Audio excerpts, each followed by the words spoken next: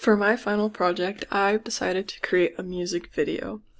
I will perform a piece called Capriccio for 3 violins, and it's composed by a man named Friedrich Rehmann, and I'm going to be the only performer in both the audio recording and the video.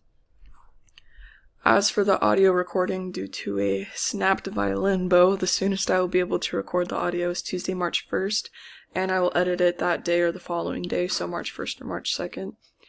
I will record 3 parts using my Rode NT USB microphone as well as Audacity, and the recording will be done in a practice room in the late evening where there's less musicians around for the best quality.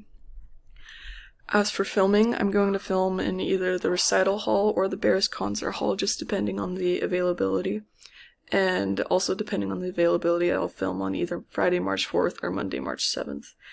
And I'm going to film it in a way that it appears there are 3 versions of myself playing in the same room, each one just in a different dress.